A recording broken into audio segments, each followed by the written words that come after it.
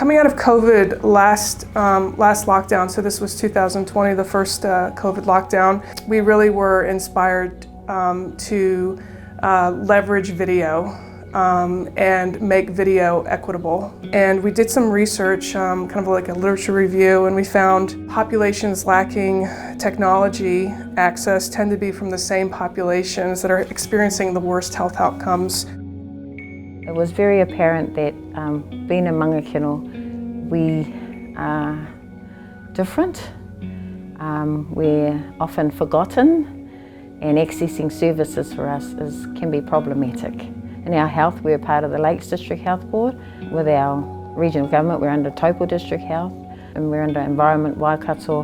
We're central Waikato, we're central, we've got many hapu around us. We have our resident iwi who are not from here, from the Wairarapa. So getting a way to access or a way to go through is often very difficult. I used to work within the Lakes DHB and working within Māori Health. So I saw a lot of opportunities working in that area that weren't actually being provided here for whānau and Eparo. So that has been my passion, my drive to try and bring any opportunity for whānau relating to either their health or education. We want all our whānau to thrive, and we'd like to take those barriers away as much as we can. Starting with the model of care, last June, July, it was just a small group of people that we had our first Zoom. And in one Zoom session, we were able to nail blue sky thinking, what was the vision, which is right care, right place, right time, right technology, and right facilitation. Digital health, what does that look like? Hearing the kōrero that come out of that hui and the hui that preceded that was how can we make it better. So one of the other things was our doctor's service, Mangakino Health Services, holds some pūtea that if whānau need to go to the specialist in Rotorua, they can be supported financially. They also run patient transport, so they have some drivers who can take those whānau over there. And so we just kept stepping towards accessing better health. Just in hearing part of that concept, and it, like she'd said, it actually did fall out of COVID. Yeah, definitely wanted to know more about, definitely wanted to be involved in, and definitely wanted to bring it here for Eparo. We also had the Health Quality Safety Commission survey that happened right after the last lockdown. It was a survey of patients' experience of primary care in lockdown. And the results of that survey, they said, what do patients want most in the future? And one of the things that they said was they want more video consults. So we knew that we had an appetite in our population. And we also knew from that survey that there's a disparity of offering video and telephone appointments to Māori and Pacific peoples. We were rolling this out before COVID. We were having discussions about it, and so it's kind of coincidental, really. That's how I feel, and obviously a good opportunity to make sure it really happens, and it strengthens the case that this is a necessity for the future. What we know is COVID has accelerated momentum around data and digital, but what we don't want to have happen in our Lakes District Health Board, we don't want to have digital working against closing inequities. So what we're doing is quite simple. The model of care is enabling equal access to video appointments using a non-clinical workforce in the community, relationships in the community, and we're empowering that workforce to use that opportunity as a proxy for identifying the digitally excluded people in your community, working with them to overcome those digital exclusion barriers. So is it access to a smartphone? Is it access to internet? Is it some digital coaching? Or is it literally just that relationship that kicked you over to downloading Zoom on your smartphone and you're able to put in the meeting ID and code at your next video telehealth appointment? Each person is different, so you develop this program is it's a generic model that can't be applied to everyone. So you apply each part of the model to that individual that you're actually working with. So whether it is a person that, particularly if it's a person that I know, if it's my whānau, I don't need to go through trying to do the introduction, explaining who I am, what the purpose is, and what we're trying to achieve through this program. They will already know me, so they're already, there's some form of trust already there. So that part of this program then doesn't need to apply.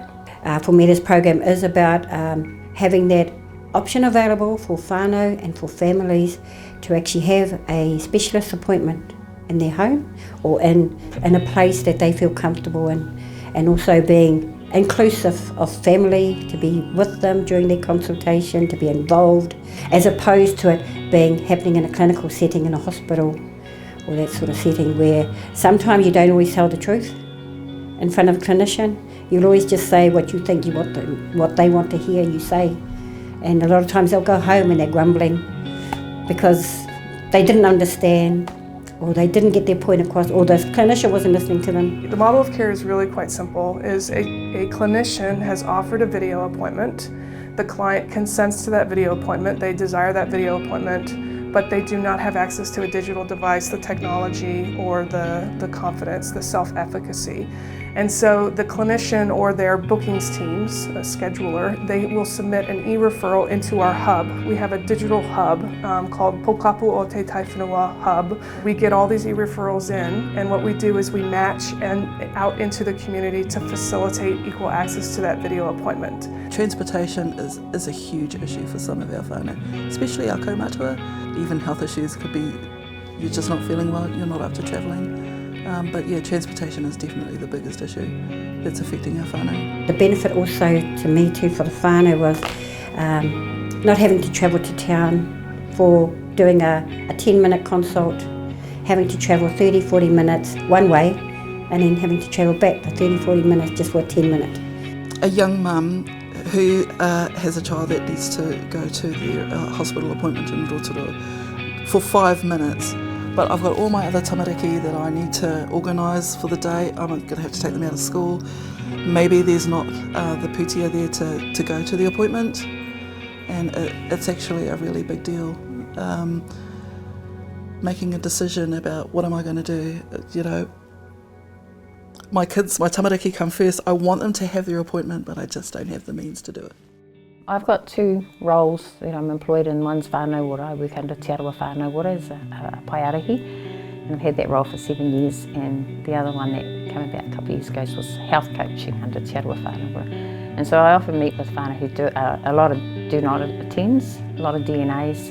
And one of the big pushes I've had is ring. Let them know you can't come, because if you have a couple of DNAs, you get taken off the list, and it just gets forgotten about. It becomes into that grey area. It was only through mokos that would be talking to their friends or whatever, they'll see that happening. They'll see, all they see is, oh, that's a lazy way to do things, because they're always sitting. They want to be out and about. They're used to face more than anything. Try and tell them to talk digitally on a phone was an unusual thing for them. And it's also a proxy for being able to socialize the digital health offerings, because we have heaps of options, but it's actually around that relationship in the community, sitting side by side and talking through socializing those digital offerings, such as Health Point, Health Navigator, zero fees rated websites that Ministry of Health and MSD sponsor. What is My MSD? What is a patient portal? And just going through the list on a drip feed basis based off what the patient may be interested in engaging on or applying in their everyday life. So we're all about mana motuhake here, and so it gives them choice. They get to decide, and that's one big thing I've pushed for, is that it's not put on them, it's something they choose. So yep, actually 2 weeks time travelling over to Rotorua doesn't work for me. My car's in the garage, I don't have a driver. Is it possible to have that appointment via telehealth? Just today we had an example of a clinician wanted to do an appointment, and the appointment was delayed, and so he said, I'll call you when I'm available, and he's calling the patient, and he's doing a telephone impromptu ad hoc appointment with the patient. But by doing that, we've disabled the whānau to be part of that consultation and a Zoom appointment to be set up. How can we enable options for clinicians? How can we facilitate access to digital in the community? And so that's Pokapu o te Taiwhenua. My whānau out here anyway, they have their GPs in Rotorua, the ones that I know that live on this side of Reporo. They have the GP services in Rotorua, and they have one of them is has walk-in clinics. Now, to do a walk-in clinic, You can never get an appointment living in Upero because they wouldn't take telephone appointments. So that was a real barrier for our whānau out here. So having that type of opportunity to possibly, just the potential just to have GP services for the ones out here. I'm really amazed that the D8, the staff, the specialists have come on board. They obviously can see the benefits of it, and they're a key part to it, as is the coordination in the middle, as is us out in the community. In parallel to the model of care, which is video telehealth facilitation using a non-clinical workforce in the community, we also have in parallel the Pokapu o te Taiwhenua network that is literally a collaborative of providers, specialists, primary care, community-based health services, it doesn't matter, whoever wants to jump in. And what we do and what we've been doing for the past year is spotlighting a digital health offering and learning about it together. And then we upload it with a little bit of information about it to our Pokapu o te Taiwhenua Health Point site. So we've now kind of grown a little menu of options, and we use that as the basis of our tool for Pokapu facilitators to socialize te whānau. Obviously, firstly, the specialist gets to see the patient. They can tell a lot from the ahu of the person too. And I guess it could relax the person too, being able to see who they're talking to and to personalise it. It's not quite kanohi ki te kanohi, but at least there's some personalisation of it for them. And it's always about the whānau being comfortable, really. Videos, it's a form of face-to-face. When you have a face-to-face conversation, there's more trust that can be formed in looking into a person's eyes, and as opposed to listening to their voice on the phone. I feel anyone can actually talk really well to you over the phone, but until you see the expressions on their face and how they're telling you the story or how they're explaining things to you and whether they're listening to you or not, whether they understand you, whether they respect you, whether they expect what you're going through, respect what you're going through. This is about us getting it right. This is about us making sure that we're providing where the gaps are. This is a journey. Obviously, the pilot is a pilot, and we're going to be able to fine-tune it and see what doesn't work and what does work. We're at the very beginning. The table has been set, the stage is set after a lot of cups of teas and Zoom meetings, and what we're hoping is we learn, we adapt, we're enabled, and we can prove the value of the right technology and the right facilitation in the community.